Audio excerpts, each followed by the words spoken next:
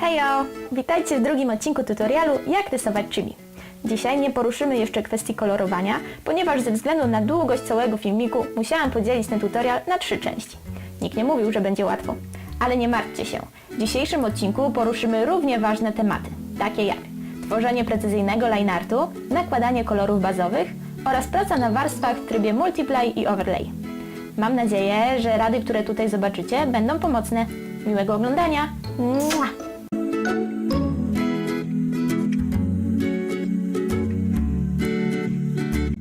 Czas brać się do roboty. Zaczynamy oczywiście od przetestowania pędzla, którego będziemy używać. W poprzednim odcinku pokazałam Wam mój ulubiony pędzel i właśnie nim będę się tutaj posługiwać.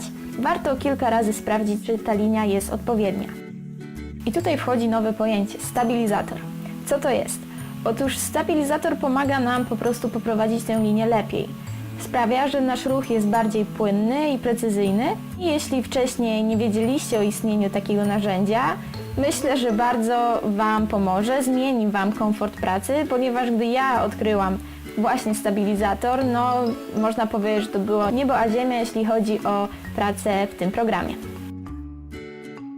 Gdy zaczynałam ten line art, zorientowałam się, że nie dokończyłam tak naprawdę szkicu, ponieważ chibi było nieubrane, także szybko naszkicowałam na kolejnej warstwie ubiór. Także pamiętajcie, żeby do tworzenia line artu przystąpić już z gotowym szkicem, na którym będzie Wam się dobrze pracowało. Aby Wasz line art, który właśnie zaczynacie tworzyć, był widoczny, musicie przerzucić warstwę ze szkicem na sam dół wszystkich warstw i zmniejszyć jej przejrzystość, czyli opacity. Jeśli oglądając moje wcześniejsze speed painty myśleliście, że line art tworzę w kilka sekund, no to niestety muszę Was zmartwić, ponieważ tutaj zobaczycie tak naprawdę, jak wygląda cały proces. Jest to proces bardzo żmudny, bo każdą kreskę chcę dopracować, chcę, żeby była idealna, dlatego potrafię ją poprawiać nawet kilkanaście razy. Chciałabym, żebyście zobaczyli, jak to tak naprawdę wygląda w normalnym tempie, a nie przyspieszony 24 razy, bo tak wyglądają moje speed painty, które możecie obejrzeć na kanale. Tutaj będę szczera, w niektórych momentach przyspieszyłam ten tutorial 2 razy, ponieważ nie chciałam, aby trwał on około godziny, ponieważ tyle zazwyczaj zajmuje mi całe lineartowanie. Więc niektóre momenty faktycznie są troszeczkę przyspieszone, ale oczywiście nie jest to taki sam wymiar jak w moich speed paintach. Jak widzicie, w tym momencie skończyłam warstwę ze skórą i porządkuję sobie warstwy. No i tutaj przechodzimy do bardzo ważnej kwestii każdego chibika, którą jest porządek. Bo jeśli od początku wyrobicie sobie nawyk tworzenia nowych folderów, a w nich nowych warstw, będzie Wam dużo łatwiej później ewentualnie coś zmienić, ponieważ będziecie wiedzieć, na której dokładnie warstwie jest dany element. Dlatego tutaj stworzyłam sobie folder linie albo line art, jak wolicie, a w nim kolejno skórę, oczy, włosy, ubrania, każdy element oddzielnie. Od momentu, w którym zaczęłam faktycznie tak pracować, uwierzcie, że dużo łatwiej jest mi poruszać się po całym moim rysunku. Oczywiście ta zasada obowiązuje wszędzie, nie tylko w rysowaniu chibików czy mangi, ale także w paintingu, chyba że chcecie stworzyć po prostu obraz na jednej warstwie. Okej, możecie tak zrobić, ale ja uwielbiam porządek i uwielbiam mieć kontrolę nad każdą warstwą i wiedzieć, że w każdej chwili mogę ją zmienić, jeśli coś będzie mi nie pasować.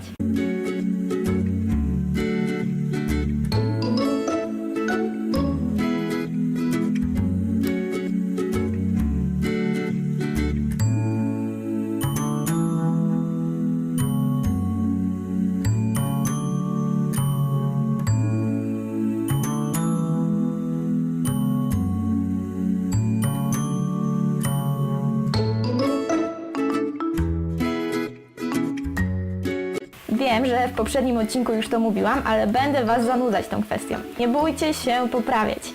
Czyli jeśli widzicie jakiś błąd, poprawcie go jak najszybciej, ponieważ im później go zobaczycie, tym trudniej będzie Wam go poprawić. Będziecie musieli poprawiać nie tylko warstwę line artu, ale także koloru. Więc na etapie line artu postarajcie się, żeby faktycznie dokończyć go w 100% tak, jak chcecie, żeby on wyglądał w rezultacie końcowym.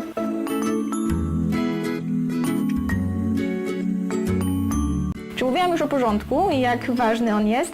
Jak widzicie, tutaj tworzę kolejny folder z kolejnymi warstwami. Tym razem zaczynam nakładać kolory bazowe, dlatego folder nazywa się kolory, jak wolicie, możecie nawet nazwać to prosiaczek, jeśli będziecie wiedzieć, co to jest. No dobra, to teraz zdradzę Wam mój sekret szybkiego nakładania kolorów, ale obiecajcie, że nikomu go nie zdradzicie. Ok?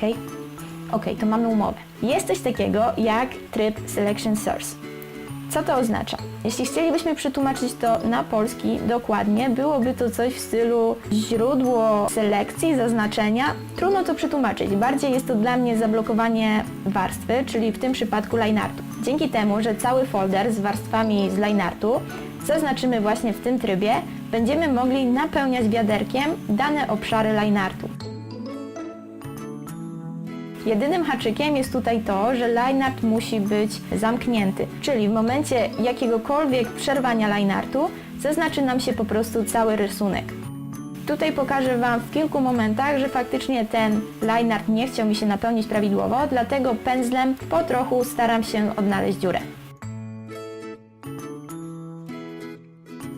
Kiedyś nakładałam kolory bazowe pędzlem i ten proces był bardzo mozolny, więc odkąd odkryłam ten tryb, moja praca stała się dużo przyjemniejsza, więc mam nadzieję, że jeśli jeszcze nie znacie tego triku, to pomoże on Wam właśnie w nakładaniu kolorów.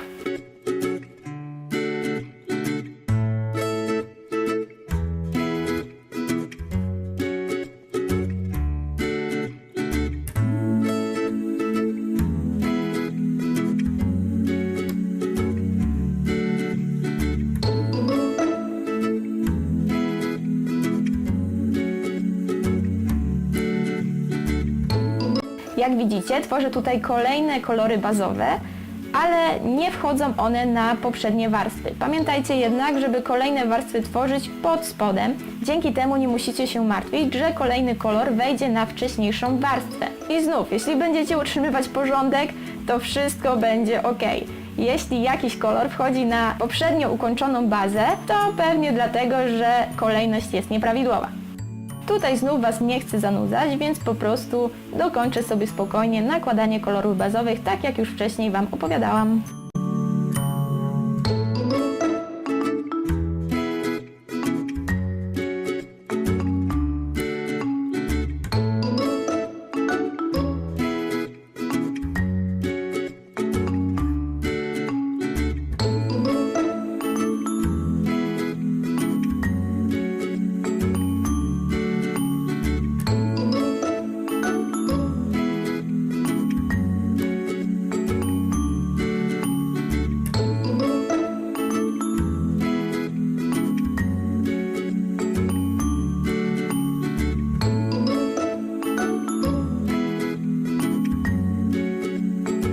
Jeśli nakładacie kolor, który jest dosyć ciemny, możecie wyłączyć sobie tło, które zrobiliście na samym początku. Dzięki temu będziecie lepiej widzieć wszelkie niedoskonałości właśnie na białym tle.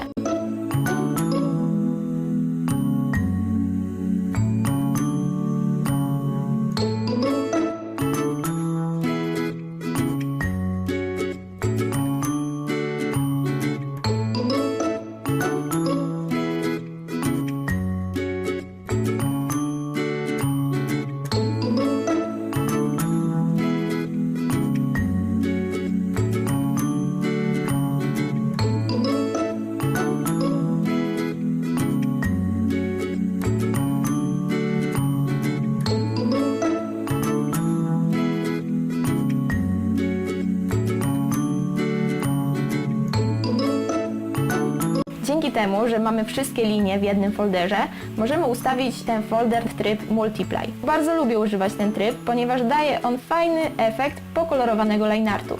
Nie musicie tego robić ręcznie, po prostu program sam wyciągnie kolor, który jest pod spodem.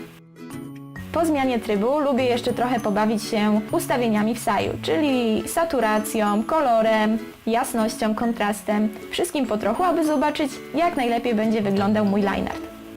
Bardzo zachęcam Was do eksperymentowania ze wszystkimi ustawieniami, ponieważ nawet takie małe detale mogą bardzo wpłynąć na efekt końcowy. Kolejny mały trik, który bardzo lubię robić, to kolorowanie obrysu oczu. Dolne rzęsy lubię robić jaśniejszym kolorem. Jeśli chodzi o górną, tworzę kolejną warstwę, którą przypinam do całego lineartu oczu i następnie w trybie overlay nakładam kolor skóry na końcówki. Dzięki temu tworzy się fajny efekt poświaty. Zresztą sami to zobaczycie, ponieważ bardzo trudno to wyjaśnić.